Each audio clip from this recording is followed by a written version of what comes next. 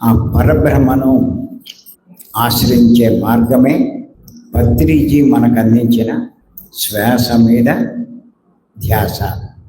అంత గొప్పవాడైనటువంటి ఆ పరబ్రహ్మను ఆశ్రయించే ఈ మార్గమైన శ్వాస మీద ధ్యాస చెయ్యాలి అంటే ఎన్నో జన్మల పుణ్యం ఉండాలి, ఎంతో అర్హత ఉండాలి. ఇది అందరికీ సాధ్యం కాదు. అందుకే అందరూ ఇక్కడికి రాలేరు. అలా రాగలిగిన మీరంతా ఎంత అదృష్టవంతులో ఒక్కసారి తెలుసుకోండి. జన్మ జన్మల పుణ్యఫలం ఉండాలి, అసమస్య కాదు. మీరు చూడండి, ఒక కలెక్టర్ ఆఫీస్కి వెళ్ళి కలెక్టర్ని కలవాలి అంటే గబగబా వెళ్ళిపోయి కలవగలరా? మధ్యలో ఎంతమంది ఉంటారు? ఓ సీఎంను కలవాలి అంటే అంత తేలిక కాదు. అపాయింట్మెంట్ తీసుకోవాలి, పిఏని కలవాలి, సెక్రటరీస్ ఉంటారు, వీళ్ళందరినీ కలిసి అపాయింట్మెంట్ తీసుకుంటే అప్పుడు ఉంటుంది.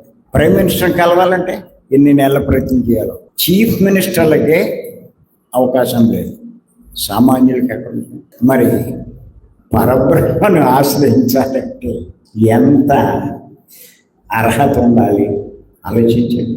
మీరేదో చాలా సింపుల్గా తీస్తున్నారు. శ్వాస మీద ధ్యాస పెట్టమంటే, ఇక్కడికి రమ్మంటే ఎన్ని వంకలు చెప్తారు, ఎన్ని కోరికలు చెప్తారు. ఎవడ నష్టపోతాడండి? జీవితాన్ని ధన్యం చేసుకోమని చెప్తూ ఉంటే ఎక్కదే వచ్చిన అవకాశాన్ని పూర్తిగా సద్వినియోగం చేసుకోండి. మీరు అనుకుంటారు మేము చెప్తున్నామండి కానీ అందరూ రావట్లేదు అండి. దానికి ఇంకేమి రీజన్ లేదు. సింపుల్ గుర్తుపెట్టుకోండి, వాళ్లకు అర్హత లేదు, అందుకే రాలేకపోతున్నారు. వచ్చిన కొంతమందిలో కూడా అర్హత లేని వాళ్ళు నిలబడలేరు.